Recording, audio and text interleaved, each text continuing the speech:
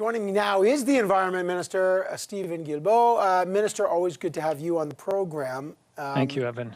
We finally have seen it. This is the first detailed plan we've seen. And as you know, after years of never hitting a target, this is it. You got 8 years to achieve 40 to 45% emissions reductions below 2005 levels. There's hundreds of regulations in this, so there's a lot here. What are the top 5 priorities that are doable that will have the biggest impact to hit that target? Well, there's a number of things. 100 measures, not 100 regulations, if I may just correct that. So, which include investments. It does include regulations, pricing carbon. I think the 5 most things. One of them certainly is making life more affordable for Canadians. Everything that has to do with energy retrofits and helping people reduce their energy bill at home. Moving our transportation system to certainly in the case of cars, to zero emitting vehicles, electric vehicles. When you look at the cost of buying and operating an electric vehicle, even today with the incentives that are in place by the federal government and some provinces, namely Quebec and BC and some others, it is cheaper to own and operate an electric vehicle than it is to buy and operate an internal combustion engine. Certainly, the industrial transformation that our different sectors are going through in the last month alone, hundreds of millions of dollars of investment in Canada in battery technologies for electric vehicles, helping to decarbonize, to massively reduce pollutions in sectors like steel, cement, aluminum, oil and gas, for sure, definitely. We have a lot of ingenuity in Canada. We have a lot of know-how, and the economy of the 21st century will be a greener economy, and that's certainly what we're seeing even now in Europe. I've had lots of conversations with my European peers, and they're all saying, despite what is happening with the Russian invasion of Ukraine, they're all saying we want to double down on the transition, and they want Canada to help. Okay, one of the biggest emitters, as you know, is the oil and gas sector, and there's a big demand for them to be reduced by 42%. I'm just looking at a chart on page 213, and I think this is going to be controversial, sir. You've got to reduce the oil and gas sector emissions by 42% by 2030 in 8 years, and yet the crude oil production in terms of million barrels a day are going from 2005 to 2.4 million barrels a day.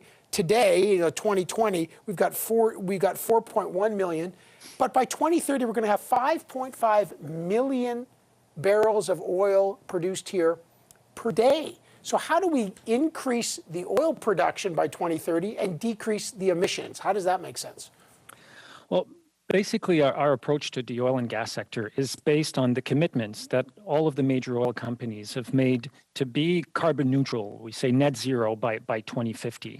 And what we've done over the last few months is work with them to see how we get there by 2050, and certainly start putting a framework in place so that we start decarbonizing the sector by 2030, which is why during the last election campaign, we made a commitment to put a cap on the emissions of the sector, but not of production. And in fact, today's plan is based on projections that were done, for example, by the Canadian Energy Regulator, that forecasts an increase in production between now and 2030. We took that analysis in and work with the sector, work with the provinces, work with experts as well to see what was possible in terms of emission reduction from that sector.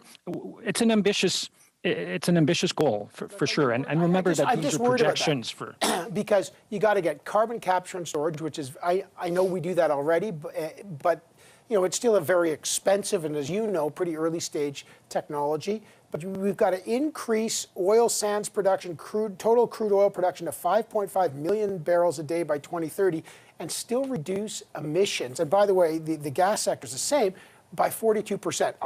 It seems to me that's going to be the toughest nut to crack. Are you concerned about that? Again, it's ambitious, and you know what, Evan? When I meet with the CEOs of these oil companies, the one thing that they've all said to me is, let's work together to make that happen. When we started talking about the oil and gas cap, that was the message I got in Calgary and in subsequent meetings I've had with them. Let's work together to make this happen.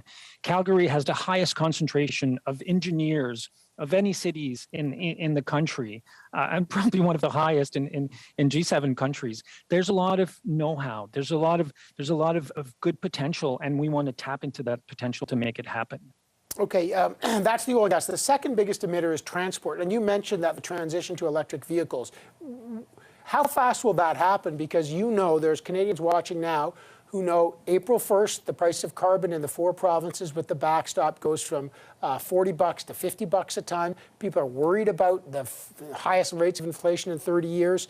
And now you're going to target the transportation section.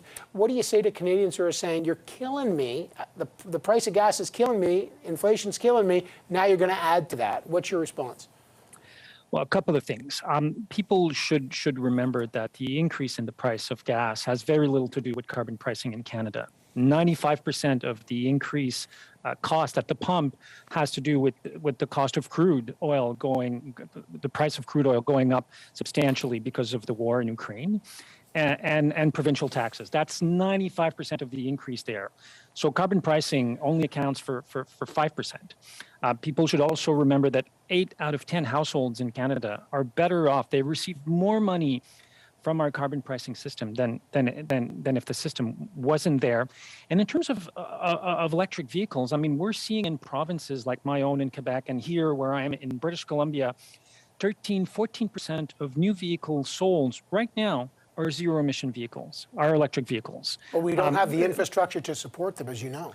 Which is why today we're investing another $2 billion to deploy the infrastructure. We want to install at least 25,000 charging stations across the country, and I recognize that some provinces are ahead of others, which is why we have a sales target of 20% of vehicles by 2026, 60% by 2030, and 100% by 2035. So we're going at it progressively, deploying infrastructures across the country. Investing with companies, we've just in the last month, hundreds of millions of dollars invested in Canada, creating thousands of jobs in battery technology in Quebec, in Ontario.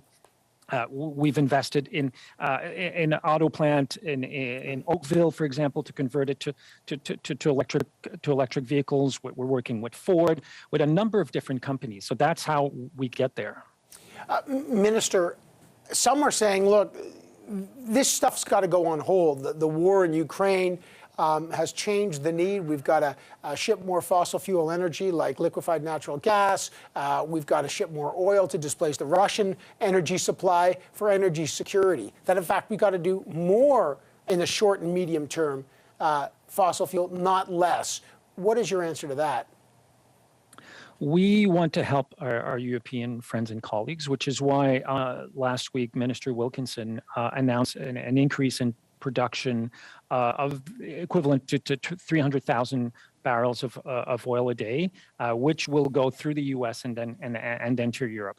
But you know, Heaven, what we hear from our European colleagues is that they want to double down on the green transition, and they want more clean technologies. And Canada can certainly help, and they've asked for our help on that. We're one of the 10th largest producer of hydrogen in the world. They want to move to hydrogen. And to quote the European president, she said, you know, the solution to our dependency to Russian oil and gas is to reduce our dependency to oil and gas. Full stop. Okay. And that's what Europe is doing, and we're going to accompany them on that journey. I know nuclear is mentioned in here, and I've seen it, but I just want your opinion. Do you consider nuclear energy green technology, sir? It's a non-emitting technology for sure, and we have to look at every available non-emitting technology to get to our 2030 and to our 2050 goals. I got to leave it there. This is a big report, folks. It's close to 300 pages, so it will take time to go through all of it. Environment Minister Steven Guilbeault, I really appreciate it. Thank you, sir. Thank you very much, Evan.